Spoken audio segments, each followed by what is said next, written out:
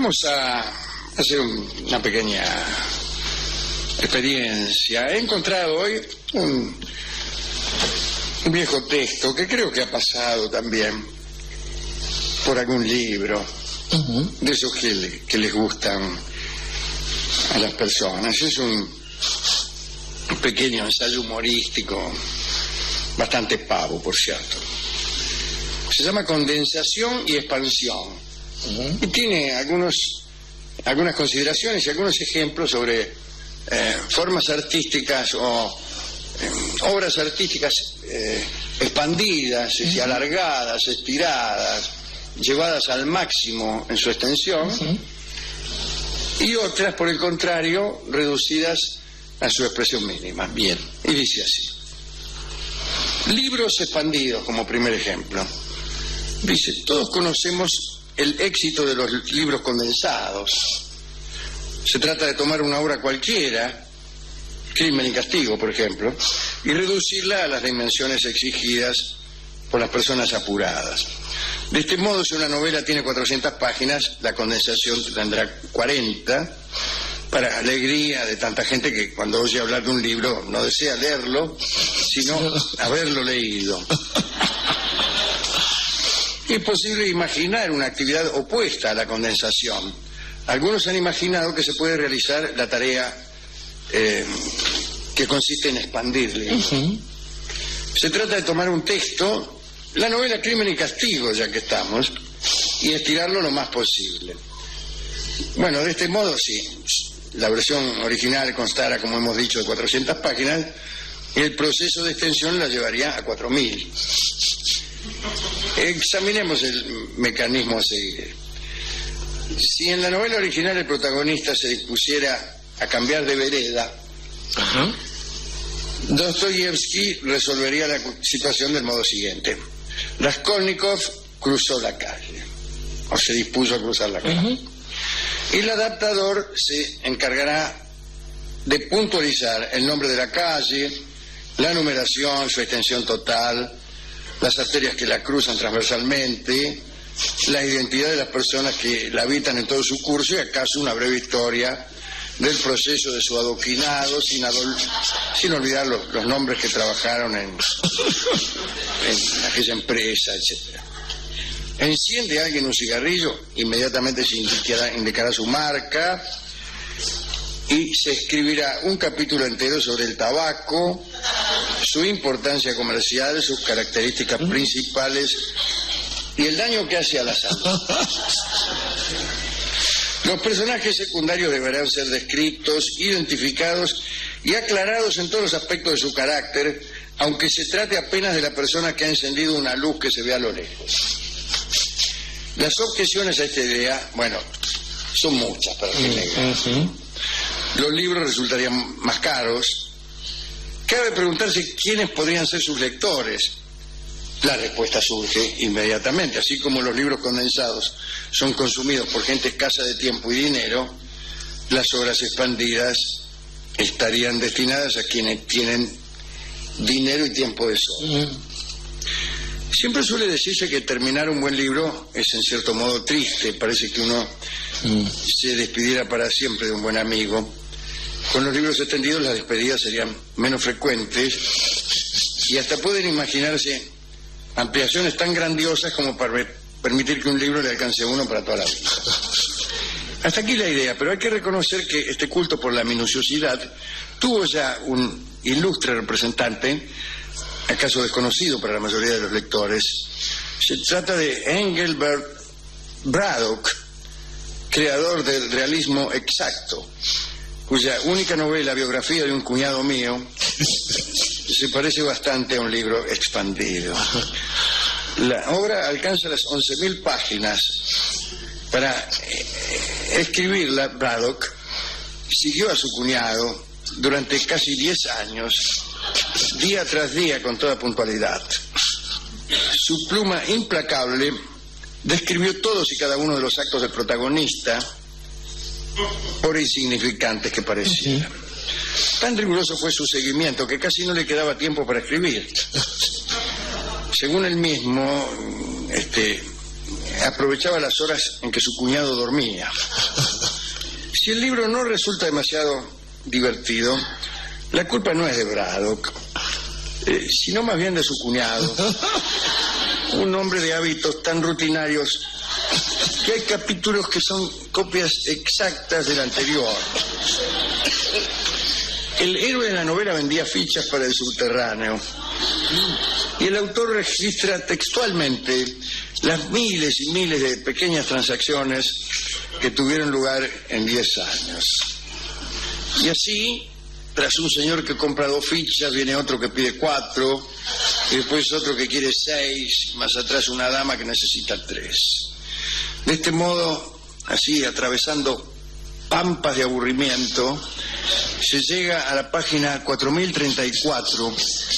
Allí el protagonista gana un perro de yeso en una kermés, y esto parece aumentar el interés de la obra, pero luego la acción decae nuevamente, aunque el perro de yeso suele aparecer cada tanto en otros episodios menores. Biografía de un cuñado mío no es una obra completa, sino apenas la primera parte de un trabajo más extenso. Braddock está escribiendo la continuación. Tomemos ejemplo de la tenacidad de este hombre cuya tarea solo encontrará fin con su muerte, o acaso con la de su cuñado. Una reflexión última. La obra de Braddock, como la idea de los libros expandidos, es una vana tentativa de oponerse a una verdad inapelable. Todo libro es una condensación. Claro. Cortísimos metrajes. La idea de hacer películas de corta duración no es nueva. En realidad las primeras obras del cine eran muy breves. Después, el progreso del lenguaje cinematográfico estableció ciertas convenciones, una de las cuales parece establecer que una buena cinta debe durar por lo menos 1 hora y pico. El cortometraje floreció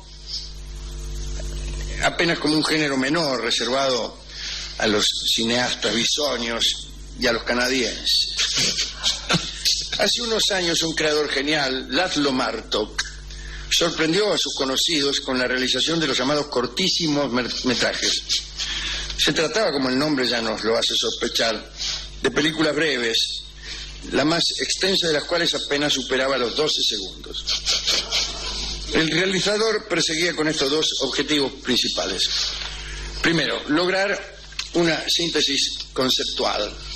Segundo, ahorrar películas. De estas 2 metas, la que se alcanzó sin lugar a dudas fue la segunda. Pasemos revista a la filmografía de Martok. Su primer intento se remonta a 1963.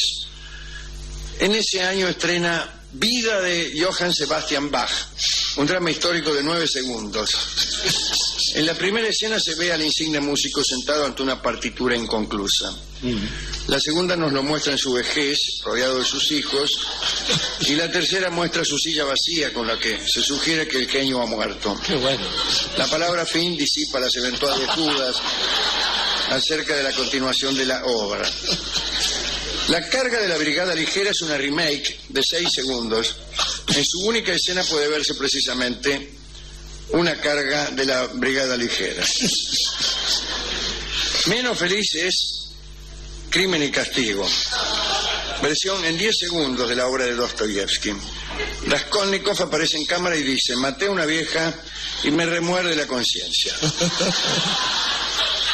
Luego vienen 55 días en La Coruña y El tango en Estonia, una comedia musical que estuvo a punto de arruinar a Martok a causa de los altos costos de vestuario y orquesta.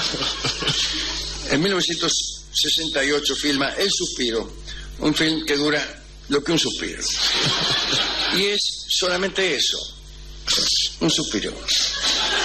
Incursiona más tarde en el género cómico con Mi marido es un salame, una película menor destinada al gran público e inspirada en el deseo de obtener réditos a cualquier precio. Su duración fue de 4 segundos. Ya en el ocaso de su poder creativo, Martok filmó 20.000 leguas de viaje submarino, una historia en 10 segundos, en cada uno de los cuales el Nautilus recorría 2.000 leguas. El sucinto talento de Martok parece oponerse al más ocioso de Engelbert Braddock. Sin embargo, ambos quisieron vanamente reflejar la realidad. El uno totalmente, el otro, discúlpeme, Sí. en forma harto fragmentaria. El tema de este asunto es la misión del artista. El reflejo, la creación de otra realidad, su reducción, su expansión. Las dimensiones, Alejandro, son algo que ha movido a muchas personas a reflexionar para poder sacar de ahí alguna teoría. Dice algún artista justamente que los gatos existen para que un hombre sepa lo que es acariciar un tigre, y habla de una forma de las dimensiones. Pero estaba pensando que desde Braddock hasta Martok hay mucha gente que se ha acercado a estas cosas. Por ejemplo, no estaba anotando por allí, hay canciones que son efectivamente la condensación de otro tipo de relatos. Hemos descubierto una aquí en el programa hace muchos años. El viejo vals es un resumen de La Gran Aldea, de Vicente Fidel López, por ejemplo, donde cuenta la historia de la chica y qué sé yo. Pero después, si uno se fija en los teleteatros, no son otra cosa que el arte de Braddock llevado a su más alto nivel. Por ejemplo, una escena en la cual Pablo Echarri está por decirle a Florencia Peña que es una pésima esposa, pero es mejor que no se dedique a ser actriz en el marco de una novela de Dumas, puede llevar absolutamente 6 horas, por ejemplo, y ninguno de los dos se da cuenta de lo que están diciendo. Es una forma artística, es una experiencia que se está haciendo. Es una forma experimental de ver cómo una escena puede extenderse ad nauseam. Si un tipo está por darle un beso a una mina y tarda lo que tarda un actor de teleteatro en hacerlo, no hay mina que resista esto, no hay mina que no envejezca al lado de esa situación. Pero después, el cine también lo ha intentado con las precuelas. Fíjese que ahora no basta con haber disfrutado de, por ejemplo, Hannibal, la película esta sobre el asesino serial, sino que hay que enterarse qué pasaba antes de que el tipo naciera. ¿Qué pasaba después? Pero parece la vida de nuestro amigo Gaby Rolón, que si después qué pasa, qué sé yo qué pasa, pero la película se acabó para siempre ahí. Y eso es una o la espantosa serie Lost. Por ejemplo, Lost, esas. Sí. Yo me pasé un fin de semana encerrado por culpa de mi hijo en casa y nunca supe. No me diga que la vio. No la vi, hacía como que la miraba y leía. Yo por suerte me perdí los 70 primeros capítulos. Y entonces ya era tarde. Claro. Y después vi algunos solamente para lamentarme de lo que me había perdido y vi que había sido una de las mejores decisiones de mi vida, haberme alejado de semejante estupidez. Finalmente, hordas de personas decepcionadas me dijeron que, no me acuerdo si todo era un sueño o que eran personas que estaban muertas, y bueno, ante aquella exhibición de genialidad, no pude menos que felicitarme de no haber perdido ni un segundo de mi vida. Hubo gente que la entendió cuando la adaptó a Tinelli para una cortina, imagínense, ¿no? Es raro eso. Claro. Pero estaba pensando también, de otro modo, que tenemos algunos ejemplos en los que la realidad confirma el intento de Braddock. Alejandro Dumas, de quien hablamos hace un ratito, llegó a confesar finalmente que El Conde de Montecristo era una novela mucho más chiquitita, pero como a él le pagaban por renglón en el diario donde la publicaba, decía, por ejemplo, bueno, tenía un diálogo en el cual el mundo de antes iba a provocar a Yo recuerdo, hay una obra impresionante de Milton, que es finalmente la historia de la caída de Satán. No me acuerdo cómo se llama. Bueno, el John Milton es el mismo del Paraíso. Sí, el Paraíso Perdido. El Paraíso Perdido también. Bien. Y que, según se dice, y en la misma frase lo dice Borges, es una de las mejores obras escritas en el idioma inglés y una de las más aburridas escritas en idioma alguno. Y Borges sigue diciendo, nadie deseó nunca que fuera más larga. Es tremendo eso. Está en la extensión de la obra, es una de sus propiedades. Justamente, también estaba pensando en otras artes, ¿cómo sería esto? Por ejemplo, y descubrí que había ya. ¿Qué pasaría con un cuadro si hiciéramos el ejercicio Braddock o el ejercicio Martok? No un cuadro expandido. Pero hay gente que se ha dedicado a pintar cuadros en cabezas de alfileres alfileres, y lo que es peor, hay gente que los compra. Digo, la Gioconda en la cabeza de un alfiler, digo, como si esto tuviese algún interés. Pero en realidad, hoy estamos... Se puede perder con mucha facilidad. Sí, y lo que es peor, pincharse uno, y tragárselo y morir por culpa de la Gioconda. Contrariamente, hay cuadros enormes del Tintoretto que ocupan, qué sé yo, no digo manzanas, pero casi una cuadra. Una cuadra, totalmente. Y después estaba pensando finalmente en, una vez más, hoy es una noche flobertiana, nuestro amigo Flaubert le comentaba a usted lo que decía él acerca de agregar cosas a los textos. Él hablaba mal de los críticos en general, pero también de algunos contemporáneos, y decía que a veces no hay nada más que agregar. Y recordaba esto, decía, tengamos la modestia de los animales heridos o agonizantes, que ya sabiendo lo que va a suceder, y como lo que va a suceder es inexorable, le ahorran otra cosa al mundo de su presencia y se van a un rincón sin molestar a nadie, sin agregar un solo gemido a lo que está pasando. Y después decía también él que el agregado de cosas y de palabras o de situaciones a una historia no le dan absolutamente nada, igual que a una vida. Él decía, los que son como nosotros necesitan la religión de la desesperanza. ¿En qué consiste la religión de la desesperanza? Es decir, bueno, hay que repetir, es así, es así, es así, y contemplar ese agujero negro. Y después, quizás a uno le sobreviene la calma, porque todo lo demás forma parte de otra obra que se llama El Chamullo.